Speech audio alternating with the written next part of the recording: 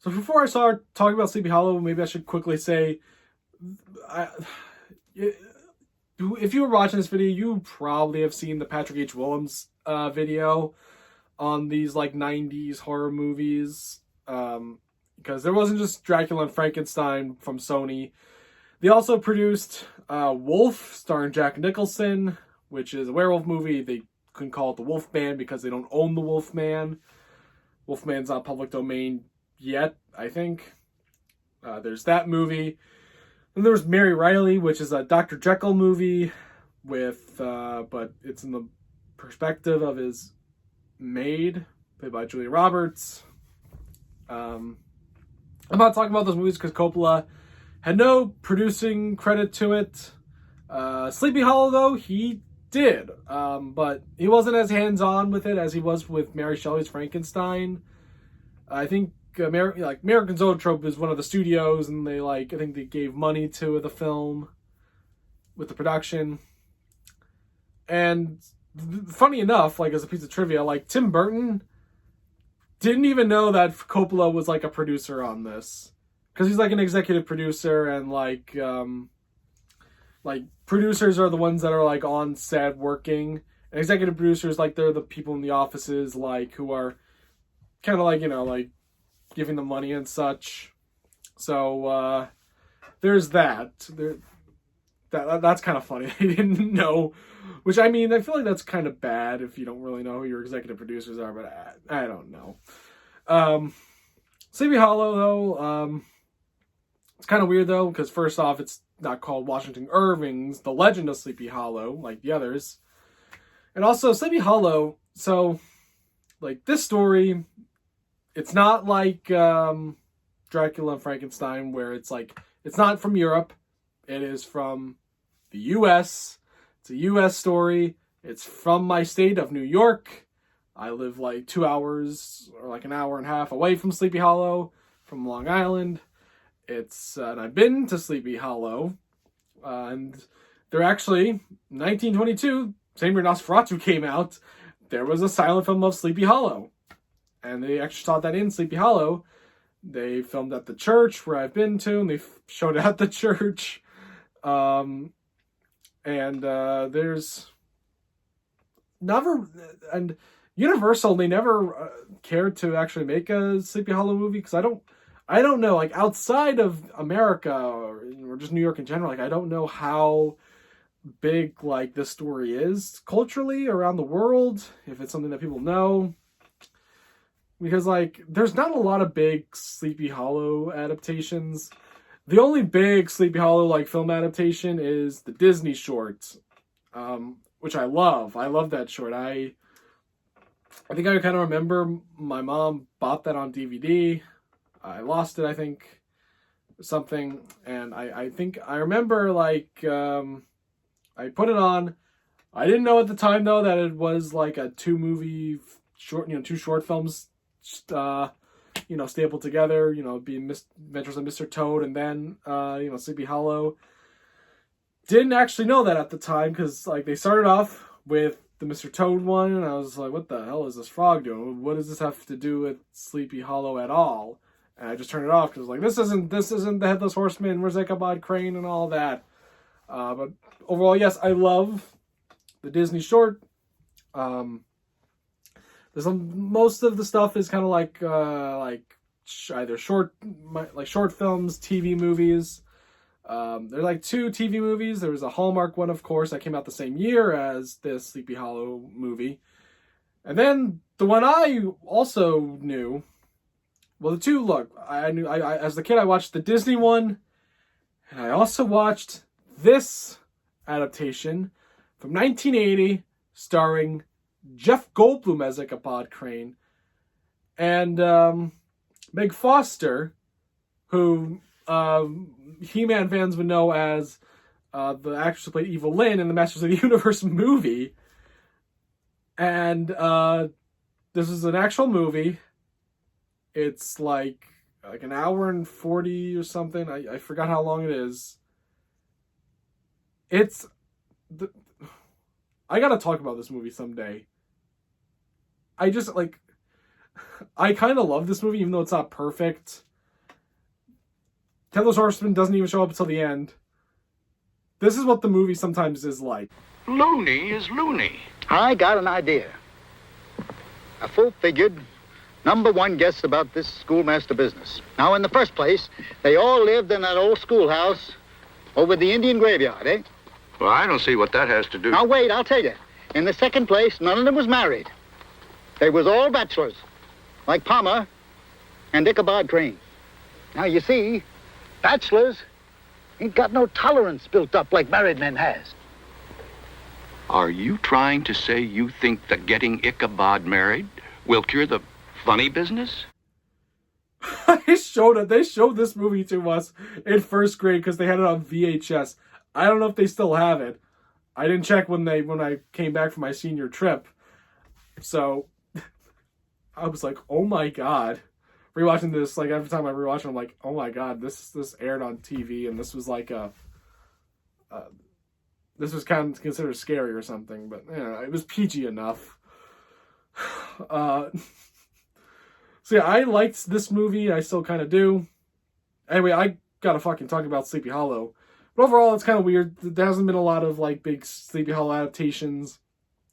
It's really the Disney film and the Tim Burton movie that's really big. So this one didn't actually start all the way back with Tim Burton. This started with Kevin Yeager, who was a makeup effects designer who worked on Tales from the Crypt. Wanted to really turn this into a film, and he was introduced to Andrew Kevin Walker, who would be the writer for films such as Seven, The Game, and The Killer, all David Fincher films. And they would kind of like work on the script. They were the ones who came up with the idea of Ichabod turning into a cop in this film instead of a teacher. And I guess someone who's working at Paramount was a worker at 20th Century Fox back in 1990, who kind of like championed him to for Edward Scissorhands to happen as a movie, and I guess he championed Tim Burton to direct this one. And this was like when I think I don't think it was officially canceled yet, but I think at this point Tim Burton was like off the Superman Lives project because of that movie was a shit show to make. And I'm pretty sure this movie was like made after he left that whole project just because of how insane that got. So overall, the cast, you've got Johnny Depp as Ichabod Crane, of course. He really wanted him to be in this movie. And Johnny Depp, he gives like his usual performance in this. I'm not a big Johnny Depp fan. I like Jack Sparrow. But in this, you got your typical like Johnny Depp performance of him being quirky because Tim Burton didn't want like him to be this like an action hero. I mean, he isn't in the book. He's a regular guy. And I guess like instead of making him a regular guy, he's just a more quirkier dude. Christina Ricci was known for like the Addams Families at the time, is Christina Van Tassel, the love interests. She's all right. Miranda Richardson plays the Lady Van Tassel. That's a whole thing later. She's a British actress. She was in a couple of the Harry Potter films. Michael Gambon, who's also been in the Harry Potter films as I think it's kind of referred to in the book as a squire, but they don't ever call him a squire though in this film. Then you have Casper Van Dien from the Starship Trooper movies, who plays Brom Bones, a big character in the book that's like trying to be like a foil to Ichabod Crane, is like barely in this. It has only one scene where he's like chasing him down. Yeah, that big letdown on this film. So a regular of Tim Burton's at the time, Jeffrey Jones, he's in this as a reverend. Richard Griffiths, who was better known for playing, the uncle in Harry Potter. Ian McDiarmid, the Emperor from Star Wars, is also in this and as like a doctor character. Michael Goff, Tim Burton knew from Batman. You have Christopher Lee in a cameo And, Christopher Lee and Michael Gough, in those Hammer movies, which people say this was kind of inspired by. You have Mark Pickering, who plays this character that is an orphan that wants to help Ichabod out just so he can avenge his father who died from the Headless Horseman. There's that. Some other people to mention. There's another. Well, at the time, another regular of Tim Burton's was his, girlfriend partner Lisa Marie, as Ichabod's witch mother, and then the Headless Horseman is played by Ray Park when it comes to the stunt work, just when it's headless. And then Christopher Walken plays the Headless Horseman with his head on. I gotta admit, look, that's pretty cool that they did that. But I think I don't know, I feel look, they set up his character as the Hessian in the opening where you see Christopher Walken's head. And I think it would have been way cooler if they just didn't show his face at all. And then, I mean, this is the writer, Andrew Kevin Walker of Seven, which has the big twist of showing that Kevin Spacey was the one all along. And I think that would have been awesome, if they actually only had Christopher Walken show up at the very, very end. That would have been really cool. It's still even crazy, even overall, that he's in this movie just for this small part, and it's awesome seeing Christopher Lee just he has never looked any cooler in his time. The movie kind of I think went over budget from $70 million to $100 million. They were trying to get together to film the movie. They apparently wanted to film in Sleepy Hollow, but if you're like me and you've been to Sleepy Hollow, that is impossible because it's just such a narrow place to live. And there's just so many cars all over the place. It's best that they just I think they had to kind of build the town, build their Sleepy Hollow in another place. Overall, the movie did pretty well. Not as well as Dracula. I mean, it made it $207 million. Not as much as Dracula, but yeah, it's pretty good. I mean, the reception was also pretty good. It was nominated for three Oscars. It won for Best Art Direction, which I can see because it's pretty good. So overall, I mean, you're probably wondering why I like this out of the three. I mean, that's just because it is just different from the story. Because another reason why this is different from Dracula and Frankenstein is that The Legend of Sleepy Hollow is a short story.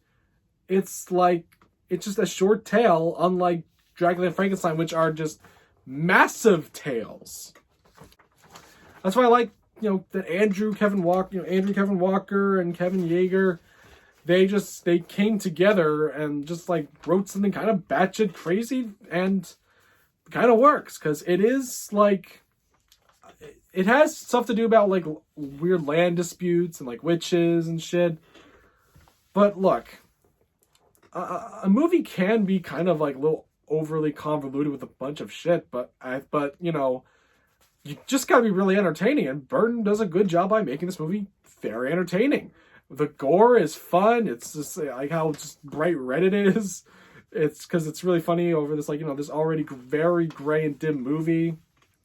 It's always just entertaining. That's why I like it. It's just there's always a fun cool action scene with the Headless Horseman. They make him very much of a slasher villain who's always chopping heads off. That's just always cool to see. Visuals, I mean, it's Tim Burton, so this is old Tim Burton. His visuals were really cool at this time. I just enjoy a lot of the stuff. I like the acting more in this. They got all these they got all these veteran British actors to just be in this, and they're all loving it. Johnny Depp, I mean, it's still not. I mean, I wouldn't say this is one of his best performances, but he does does kind of the best he can. But look, I can't say how much. I have so much fun with this movie. It's just it's so fun to watch. And I wish we get more like big, like another Legend of Sleepy Hollow movie by like a big Hollywood studio like this. That'd be very cool. Not Disney though. So please, let's make that happen and make it gory again, like this movie. And yeah, Legends Sleepy Hollow, 1999, my favorite out of this trilogy. All right, so I imagine a lot of people are pretty mad at me for my opinions on Bram Stoker's Dracula, and for me saying that Sleepy Hollow is a better movie. I'm sorry.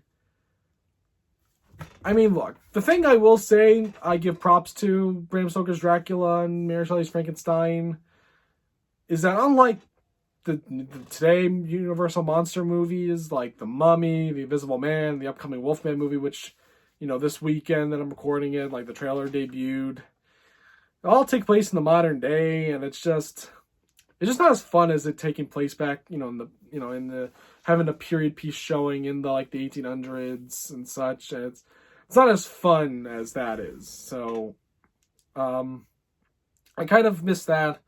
Luckily, look, we're getting Nosferatu, which is basically a Dracula movie, and that is taking place, when Nosferatu takes place, it's still in that setting, so it is a period piece. So that is cool to see. There's also, there's the Guillermo del Toro Frankenstein, which hopefully will be taking place in period, in a non-modern day showing. I'm excited for that. And I don't know about that Bride of Frankenstein movie that's happening. I don't know when that's taking place. But I hope just, Universal definitely takes some notes from these movies to definitely, not be like these, don't really be all small, indie horror movies. Try to at least give a blockbuster attention to it. So thank you guys for watching this video. I'll talk about other Coppola movies when Megalopolis comes out. So keep tuning in, and I'll see you next time. Goodbye.